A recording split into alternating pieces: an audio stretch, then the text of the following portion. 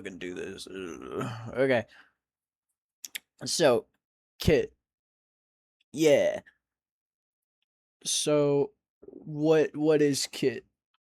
According to the official image in the Clay Doggy Discord server, I think that's what it's called. Fucking yeah, in the official server, or I guess the official PursuitCor Discord, there is a little for the leak, or I guess not leak, for the teaser for the new character select menu. It describes Kit as a or not persistence, uh, pester stunner, and I think that's a damn good description of what Kit is.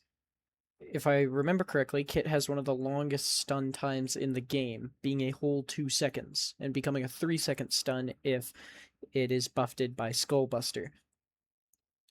This allows Kit to save his team from, like, immense dangers if he can hit his shots right.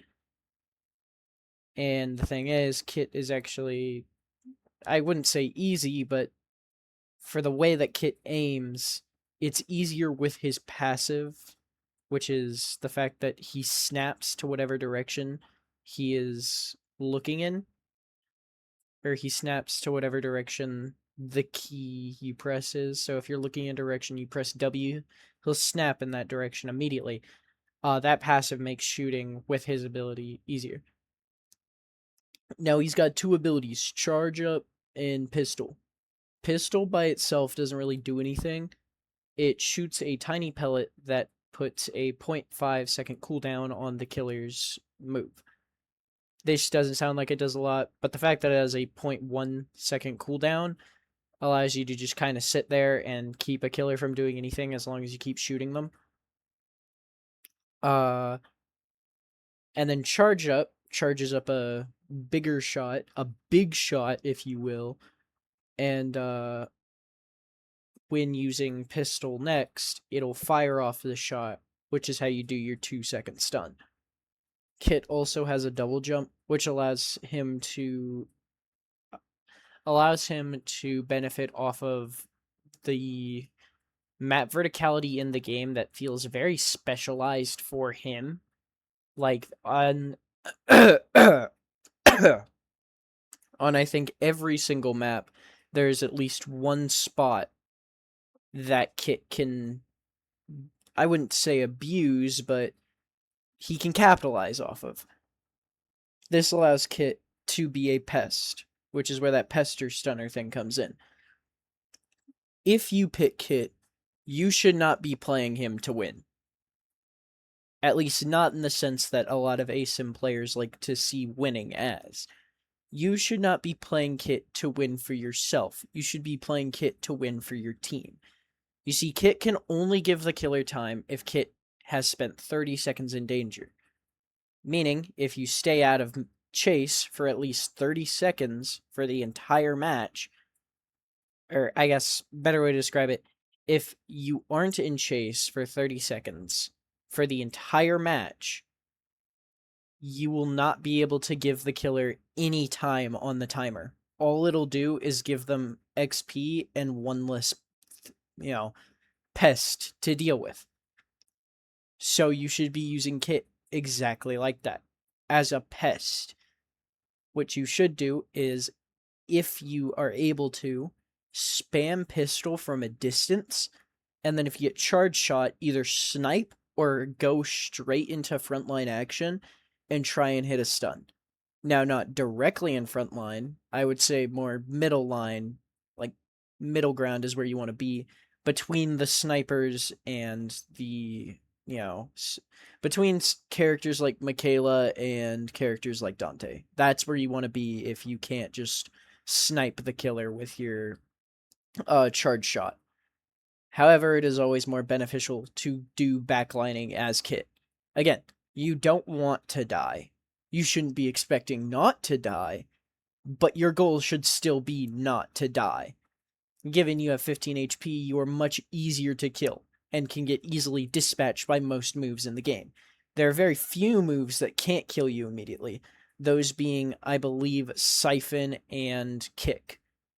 And those are very special scenarios because the only way you're surviving that is if there is a teammate nearby to immediately cancel the follow up from Kick or to cancel Siphon as soon as you get grabbed. Otherwise, you're just fucked and going to die. Zombies should also be like treated as an actual threat. Unlike with certain other characters, like I guess in this case, Michaela, zombies can be kind of ignored as long as you're not the one in danger. Oh god. As long as you're not the one in danger. You can just stand there and let them beat on you, and it keeps their attention while the killer is more preoccupied with dealing with other survivors. For Kit, you don't want to do this because zombies do actual damage to you and can kill you. So if you want,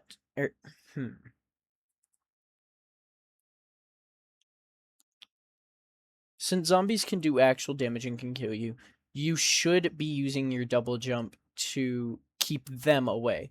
Most zombies can't do much to you except I think Dante.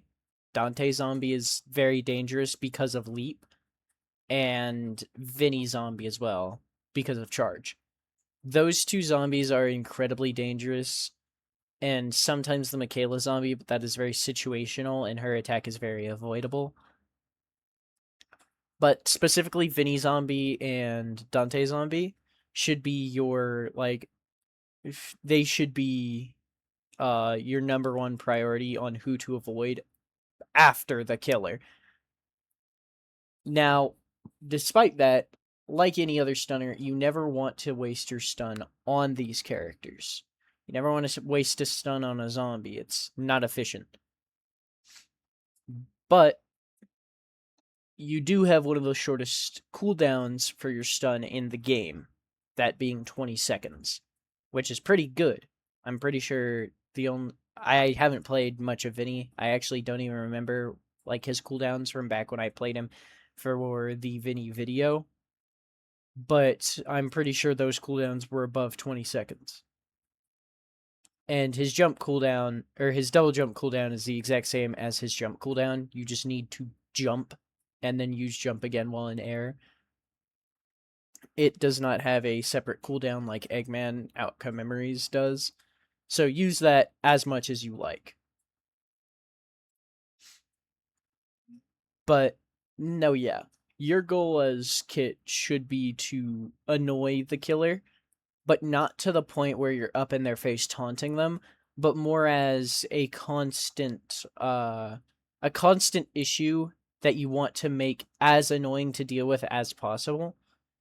You want to hope that your team can actually help you out in this scenario, or in the scenario that you are getting chased, and you also want to continuously help your team out as much as possible, whether that be through direct stunning or using the tiny pistol pellets to, increase killer cooldowns. But I think that's all I have to say on Kit as a character. So, yeah.